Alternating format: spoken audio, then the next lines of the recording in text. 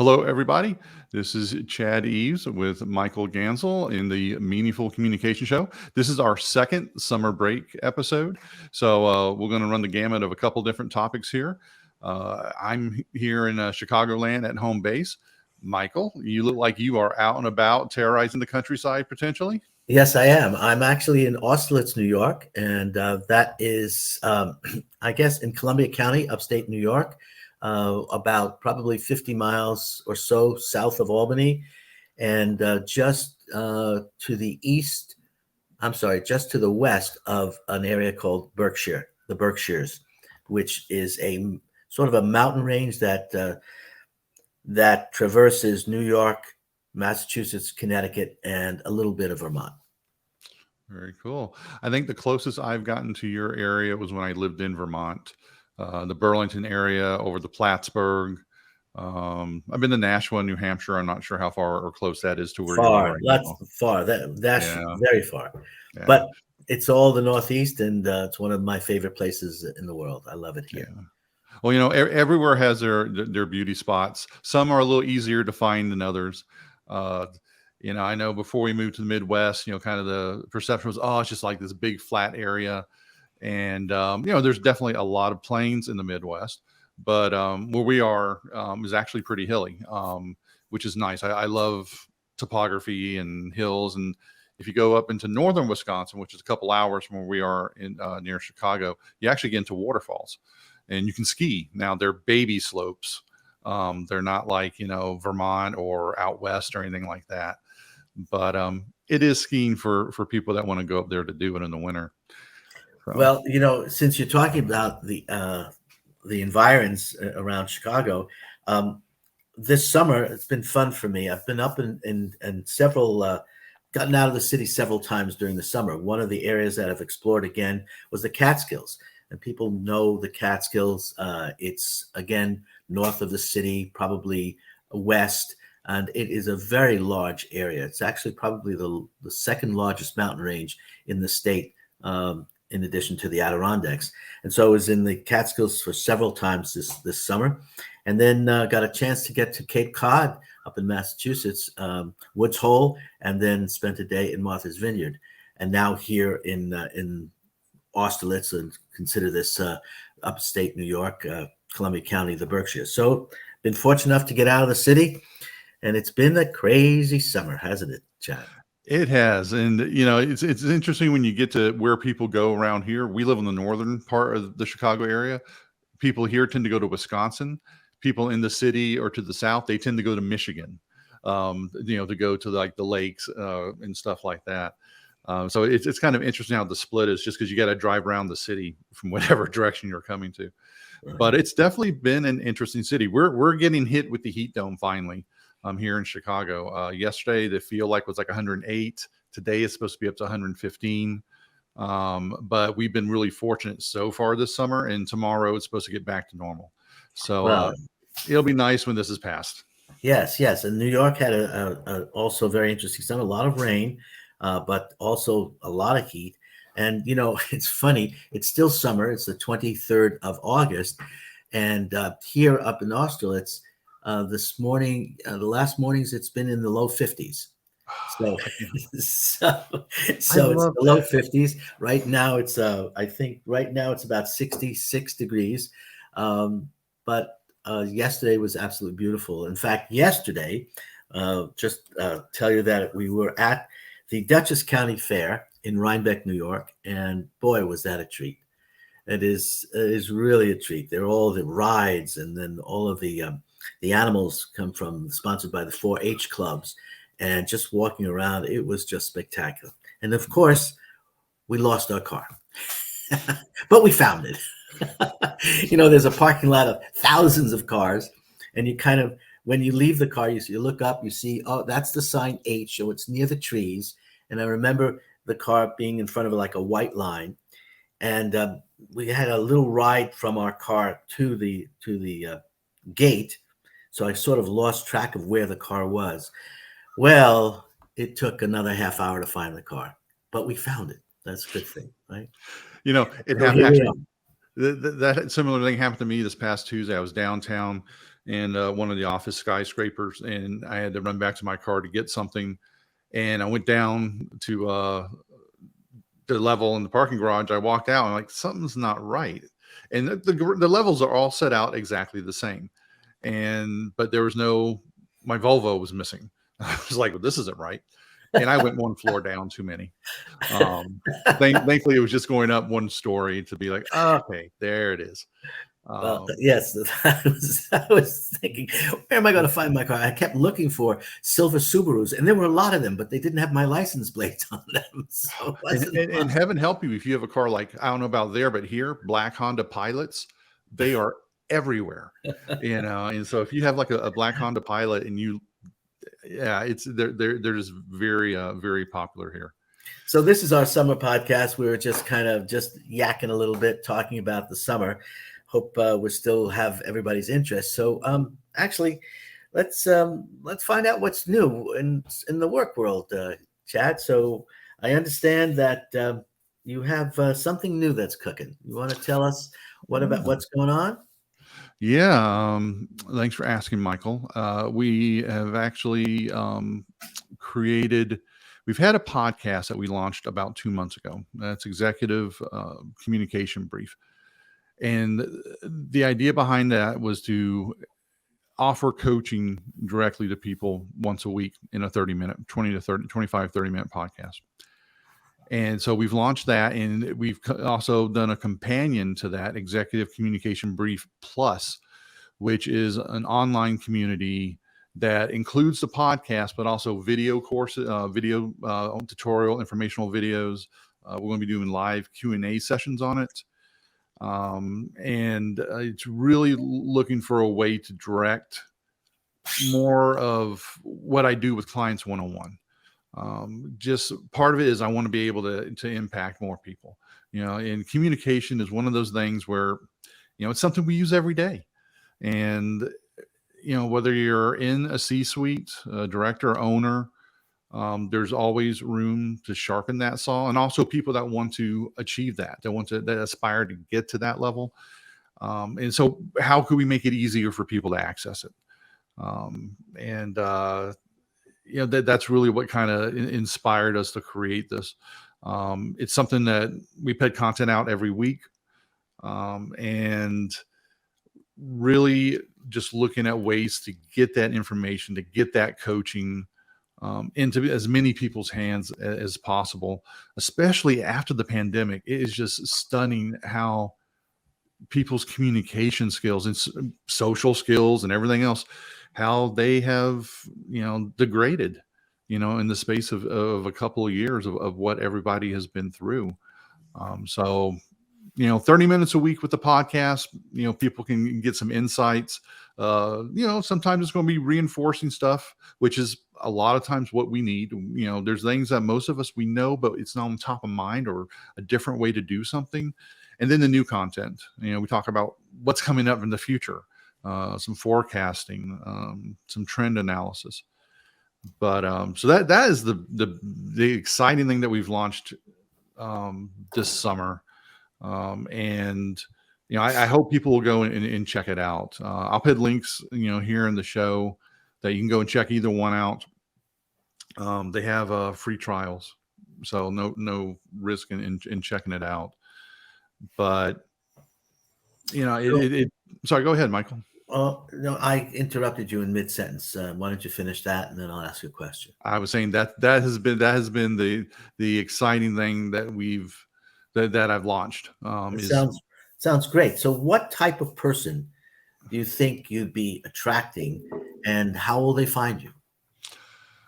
Well, for those of you that know me, my background comes out of engineering and computer science, information technology, and not exactly the skill set that is known for having the best communication skills. And that's a large part of what drove me to do this work. And about 6 years ago, I transitioned into doing this coaching full time from having a software company. So our first ideal client is someone that's working in one of the STEM fields: science, technology, engineering, mathematics. It's something that I can relate to. But we also do work with people outside that space. I have coaching clients that are outside of those spaces that have been referrals. So anyone that can really benefit from this is someone that's in a leadership role or aspiring to be in a leadership role. And the other thing to keep in mind too is people that are working with leaders. We go over some of that because people don't always know how to effectively communicate with someone that's running an organization. So ideally someone senior manager above and someone wanting to get to that, get to those levels.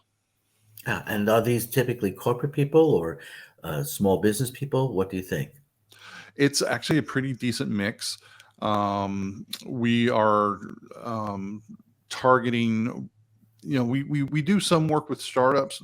This is a good tool for startups just because of the price point compared to when we coach one-on-one. But it's also a great thing for people that are running, $100 million companies, and that, it's a way to get that hit while you're driving, while you're exercising. You can listen to it, on your iPhone or Android, whatever you're using. It's someone that cares about being a high performing communicator and having a high performing organization, because especially in the technology world, almost 60% of the projects that fail are because of bad communication. And how do we minimize this? Because when that happens, bad things happen to people. Companies fail, people lose jobs, and those are things that if we can avoid it, definitely should. I've been on the end of losing my job, of getting laid off, and a project failed, and it's not fun. That happened actually right before I started my first business. So can you give us a sort of some insight into the first session that you're going to do? What's the topic going to be? Well, I'm not putting you on the spot. No, not at all. So we've got 9 episodes out now of the podcast. And the first one that actually we go into is why it's important to do hard stuff and how that relates to communication. Because a lot of people get very apprehensive or get a really bad case of anxiety when it comes up to where they have to communicate outside of their comfort zone. And it's one of the first steps I take when I work with someone one-on-one is, let's acknowledge it. Things can be hard to do, but also hard things are what yield results. That's where we make progress. And, one of the examples I use is a short story from a Japanese author called Haruki Murakami. I'm probably mispronouncing his name, called Cream, and where he talks about trying to do the very best of what you can do that's most interesting, to do the cream of life.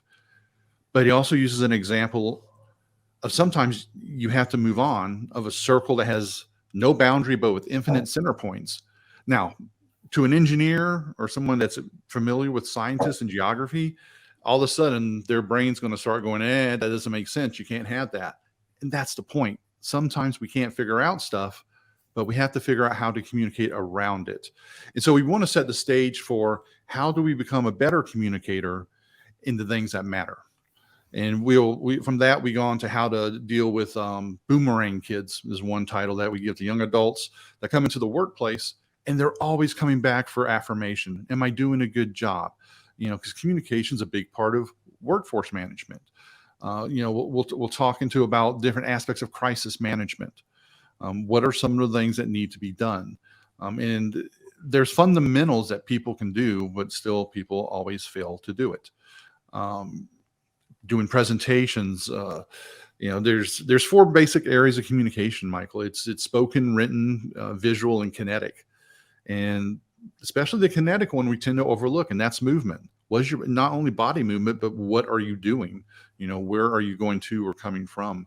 So we look at taking a lot of the experience that I've gotten from over 3 decades of work, and also academic theory that I've gotten from going to Northwestern for my master's degree in communication, and bundling this so that people can attend and listen to the episodes and attend the live video events that we're going to do, and then figure out how they can apply it to make their work and their teams better. That's fascinating. It's very interesting. And so how will people find the executive communication brief? Well, that is the name of the website, executivecommunicationbrief.com. You can go to that. Also, if you search for that on Apple Podcast or Spotify Podcast, that will come up. And so this is a premium podcast for that with a trial on Apple. Unfortunately, Spotify doesn't offer a trial. But you listen to the podcast there, or if you want a little bit deeper dive, you can go to executivecommunicationbrief.plus, which is a website that has a podcast in it, but also it's going to have our video content, links to our live events, and in other activities. So what's that? Is there a charge for this? There is for the podcast. It's a premium podcast at $24.99 a month, and that's 2 hours of content a month. Which basically would, if you were to work with a coach like myself, 101, that would be over $1,000. And then for the executive communication brief.plus, the fee for that is $74.99 with a lot of, for the content that we put out there, that would be over $3,000 to work with a communication coach at my level. So we're really trying to make this accessible for as many people as possible. If you're listening to this podcast, there will be a link below to where you can go and get a 10% discount that is good for the life of your subscription. So if you check it out, decide to stay with it, you'd have that reduced price for as long as your subscription is active. Wow, you've been very busy this summer. You just haven't been lying out there in the hot sun, huh? That's really pretty spectacular. And so one more last question is, what type of marketing are you going to do to tell people about this? And obviously you have the website, and but before they actually get to your website, you might have to tell them how to get there. So are you planning to do any marketing, actual reaching out to finding clients and customers? Yep. Well, we're doing some right here, right now. Thank you for asking about it, Michael. And a lot of it is the warm lead, the warm touch, people that I know.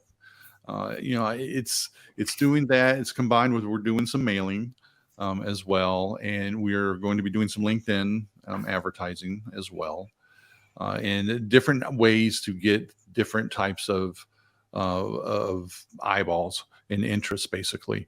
And how do we, reach into hopefully offering something that people are going to find value in. So there's a lot of different marketing aspects that we're doing right now. We're doing the mailing. We're getting ready to spool up the LinkedIn advertising. Speaking at organizations, there's a number of different communication topics. If you're a member of a company or a civic organization, you're looking for some programming, reach out. One of the programs I'm offering right now is your end of the year communication to-do list of things to do to wrap up as we begin to enter this final quarter of 2023. That's a pretty popular one for organizations. So, it's doing it a multitude of different ways. And also something for that I have to thank you for, because earlier this year, you recommended a book to me called $100 Million Offers. And so Alex Hormozi. Yep. So I read that and had some interesting information in that for sure. And then he also just launched a book, $100 Million Leads. So been working through that. So, it's always about, where do you find the pieces of information that apply to you? And this here, connecting with people, and we were very fortunate to have discovered each other through a networking event and have become friends and colleagues. It's how do you relate? How do you learn? How do you share? Like with the book, there's bits and pieces that you can use. And I think this is true for most of the time when we read books. It's not, 100% of something, but I may not have never known about that. Even though turns out it's a very well-selling book. But I'm sure the new one is going to do just as well, if not better, for him, which is awesome. But, it's being active, and the thing about what I do is it's truly deeply personal to me. Having graduated as an engineer, worked in technology. Um, there's a thing my father said to me when I was like 6 years old, and he was working on the B-1 bomber. He was on the business side. And it's weird what you remember when you're a kid, but he came home one time and complained about how the engineers and the scientists can make this plane do amazing things, but they couldn't explain it to people. And that's something that always stayed with me. And it's the reason why I switched into doing the communication work full time, and why it's really important for me to help the people that we create the technology and the solutions and everything that benefits so many people, but we have to be able to share why and how that works. Wow, that's really terrific. As I get to know you more, find out more and more about you, and I really find that very inspiring. So let's, Well, what about yourself? I mean, this is only what I've been up to this summer. There's two of us here. What's going on? I don't think I've been as busy as you working. I think I've been more busier, just kind of enjoying the summer. And of course, come the fall, things will start getting into gear. And the fall is, September is right here. You ever notice how sort of time changes? Sort of come May, we're looking forward to the summer. In June, we're just getting into it. And then we've got July. And then we've got the mid-August. And then sort of the third week in August, things start to catch up. And then we realize,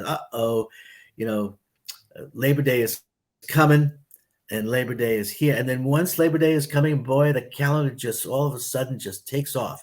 You've got Labor Day, and then, the holidays start coming up. Of course, we have the Jewish holidays, the Rosh Hashanah and Yom Kippur. But then, October, you get the Columbus Day, and then you get Halloween, and it's like, wow. Then, of course, Thanksgiving, and then, Christmas and Hanukkah. And it's like, wow, like the calendar just kind of just takes off.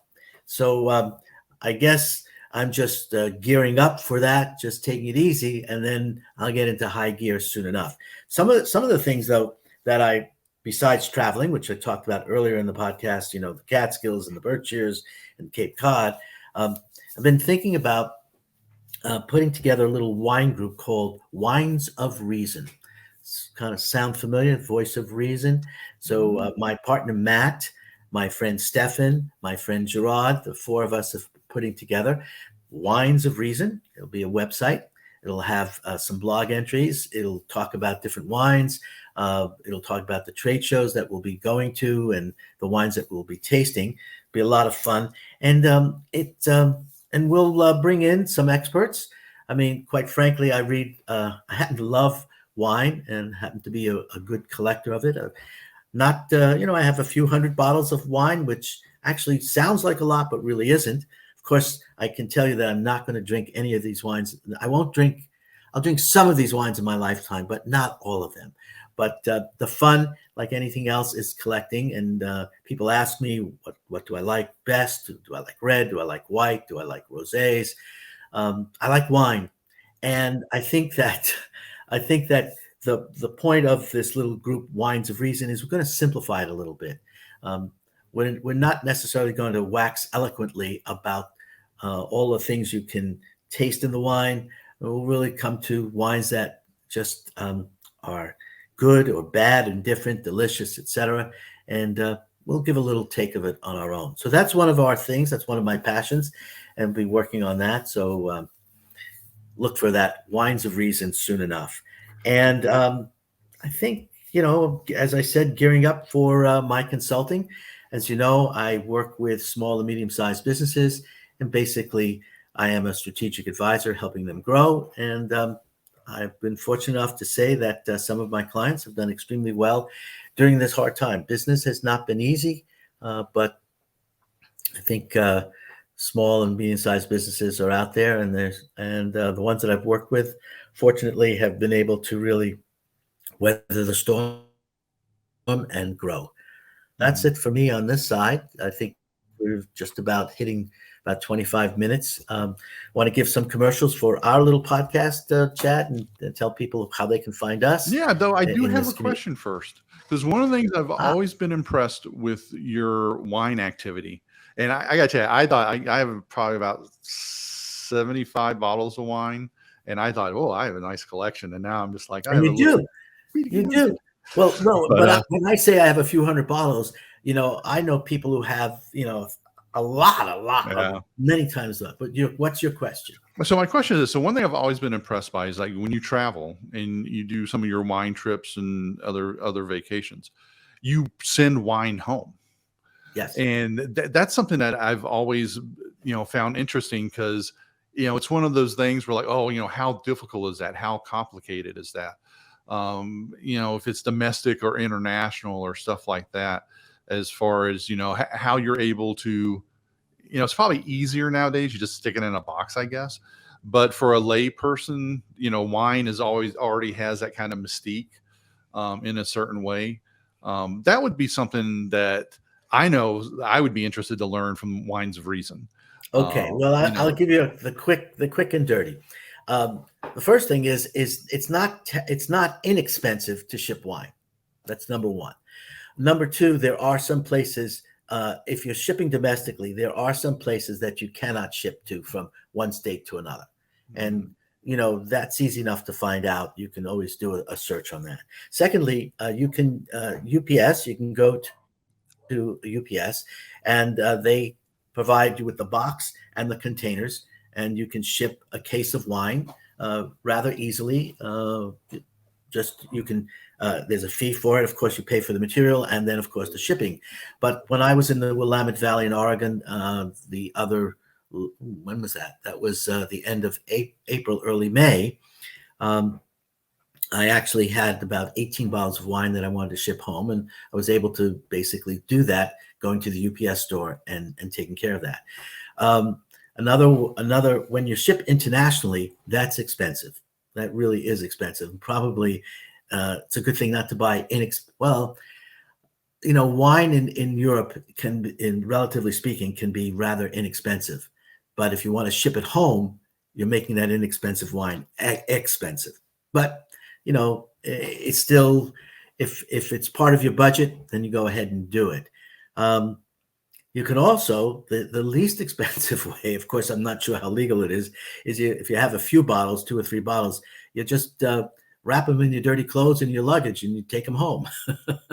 But, that's another way. And the other, of course, is that if you do go to a winery, and you buy the wine there, they will ship it for you. And they may or may not charge you for that. But they will not, they will ship only the wine that you buy from them. They will not ship other people's wine. So that sometimes is a limitation, because if you're not buying a case of wine or 6 bottles from a particular place, then you might have to just ship that wine on your own. Anyway, I think that answers the question. But I will say that the fun is bringing home, is shipping the wine from your travels and then being able to taste it at home. And also, one of the keys is to buy wine on your trips that you can't find here at home, because otherwise, why bother, right? You can go to your local wine store and buy the wine. So you tend to want to buy things that you cannot get at home. Now that's the wine story. And we'll talk more about wine. Maybe we'll have a segment on wine every so often when we do our podcast. So I think I think people would find that interesting. And my experience has been buying it at the duty-free store on the way back from somewhere. But it's actually good information to have, for sure. Yeah. I wouldn't do that. What's that? I wouldn't buy wine from the duty-free store, because they're not going to carry the specialties or the small producers. They'll just basically, have the normal type of wine. Yeah, it was an impulse buy of ice wine coming back from Canada. Ice wine. That's fun. But no, good stuff to know. So as far as for people to find us, you can go to our channel on YouTube, The Meaningful Communication Show. If you type it in there, it will come up. There'll be a link for that where we share the video, which we both do on our LinkedIn profiles. You can follow us on LinkedIn. Chad Eves, Michael Gansel, as our names are spelled here. Also, It'll be on my Instagram, dchadeves. You'll be able to find a link for it there, and maybe a clip or two. So we're always interested in hearing whatever feedback you might have on YouTube. You can leave comments, and we will be back in September, getting more to be more business focused, and we'll have an announcement coming out on that within probably the next week or so about who our guest is going to be. Don't we have a date, Chad? We have a date, the 22nd, I believe. Yep, and then it'll be published the following week. So it will be published probably that I have to look at the exact the last date. week of September, probably the last week of September. And that's going to be a very interesting segment. We're going to have a fellow named Michael Braithwaite. Right. Michael is one of the founders of the BNI, of all the BNI chapters in New York City. And there actually are over 50 BNI, Business Network International chapters in New York City. And Michael and his partner, Todd, were founders of that franchise.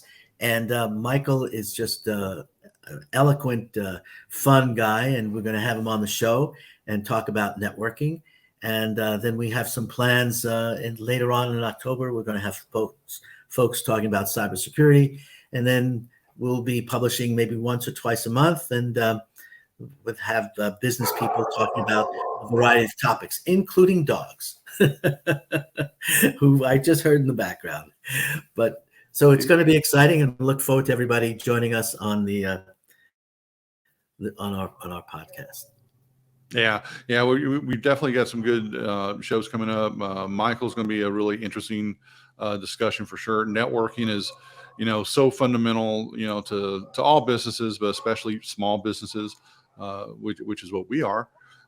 So check back in for that, and follow the YouTube channel. You'll get notifications there, and also on our LinkedIn accounts. So enjoy the rest of our summer before it's gone. The leaves will be falling, and it'll be getting a little colder, which I'm actually looking forward to, and my favorite time of year. But mine as well. I guess that's it. So enjoy the rest of your time up there, and we will be back in about a month at the end of September. Yeah. Goodbye, everybody. Have a great rest of the summer. Enjoy Labor Day weekend, and let's get ready for the fall. Take care, everybody. Bye-bye. Take care.